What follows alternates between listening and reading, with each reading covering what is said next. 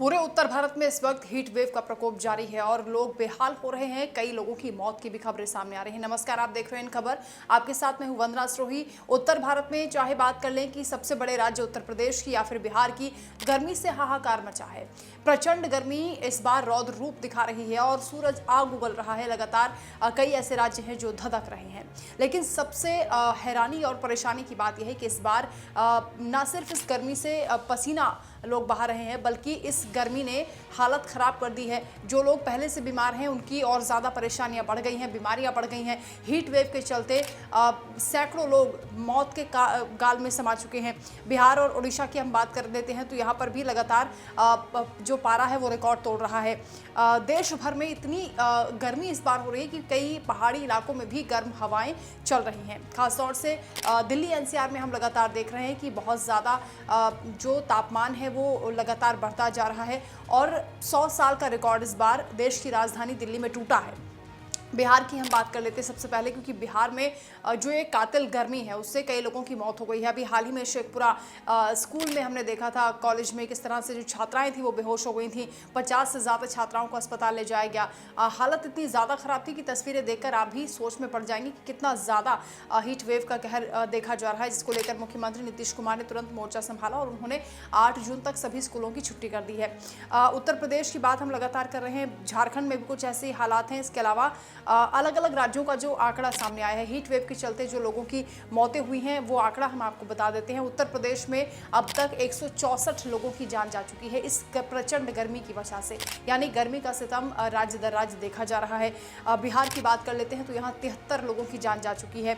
दिल्ली में 1 व्यक्ति की मौत हुई है, राजस्थान में 5 का ये आंकड़ा बताया जा रहा है, जबकि झारखंड में 7, ओडिशा में 10 लोगों की मौत हो गई है। आंध्र प्रदेश में भी 2 लोगों ने इस गर्मी के चलते जान गंवा दी है। महाराष्ट्र में 12 लोगों की मौत हो गई है और सबसे ज़्यादा अगर इन मौतों के आंकड़े की बात करें तो इसमें जो मजदूर हैं, जो श्रमिक हैं, जो ई रिक्शा चालक हैं या जो फ्रूट वगैरह का ठेला लगाते हैं, वो ऐसे स्ट्रीट वेंडर्स की जान जा रही है, क्योंकि तपती हुई गर्मी में लू का प्रकोप और लगातार उस गर्मी को बर्दाश्त कर पाना इस बॉडी के लिए भी मुश्किल है। जो एक्सपर्ट्स हैं वो भी ये सलाह दे रहे हैं कि इतनी प्रचंड गर्मी में आप घर से बाहर ना निकलें और अगर धूप में आप जा रहे हैं तो आप कॉटन का कपड़ा इस्तेमाल करें, सर पर गमछा रखें या फिर सनग्लासेस का इस्तेमाल करें और साथ ही आप छाता लेकर निकलें। लेकिन जो लोग इस गर्मी में ऐसे ही निकल रहे हैं उनके लिए आप तय मानिए कि परेशानी वो अपने शरीर के लिए बढ़ा रहे हैं। उनकी अगर पहले से भी कोई दिक्कत है, कोई बीमारी है तो वो भी बढ़ सकती है और ये जानलेवा साबित हो रही है, इसलिए बचना बहुत ज़रूरी है।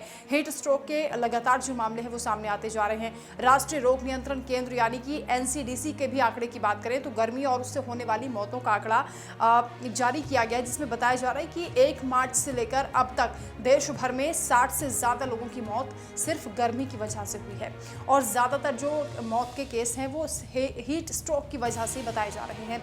अस्पतालों में भी जो शासन प्रशासन की तैयारियां हैं वो देखी जा रही हैं। जो सरकारी अस्पताल है वहाँ पर ये गाइडलाइंस जारी हो रही है समीक्षा करने के बाद कि जो वहाँ पर बेड की व्यवस्था है या जो पेयजल की व्यवस्था है, यानी शुद्ध पानी की वहाँ पर व्यवस्था होनी चाहिए। एसी, कूलर, पंखे वहाँ पर चल रहे हैं, लाइट की व्यवस्था है, पावर कट तो नहीं हो रहा। इन तमाम चीज़ों को लेकर मॉनिटरिंग भी राज्यों में की जा रही है। राज्य सरकार इसको लेकर अलर्ट है, लेकिन उसके बाद भी जो मौतों का आंकड़ा है वो बढ़ा है।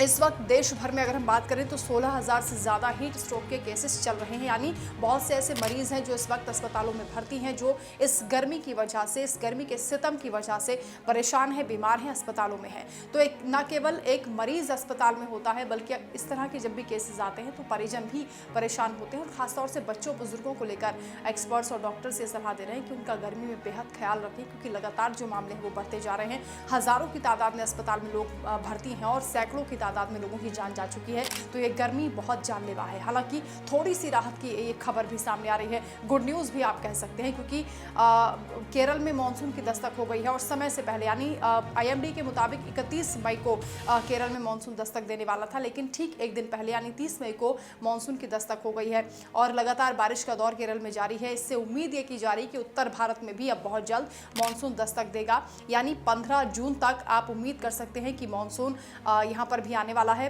लेकिन अभी 3 से 4 दिन गर्मी का जो प्रचंड रूप आप देख रहे हैं ये इसी तरह से जारी रहेगा। इसलिए अपना बेहद ख्याल रखें, क्योंकि जो तापमान है वो 50 डिग्री के आसपास लगातार पहुंच रहा है। दिन की शुरुआत से ही 36 से 40 डिग्री की शुरुआत होती है। तापमान धीरे धीरे बढ़ता रहता है दिन भर में, और रात में भी 33 से 36 डिग्री के बीच तापमान रह रहा है। दोपहर का वक्त होता है तो 50 डिग्री के आसपास ये पारा पहुंच जाता है। इसलिए प्रचंड गर्मी से बचने के लिए बेहतर है कि आप घरों में रहें, सुरक्षित रहें।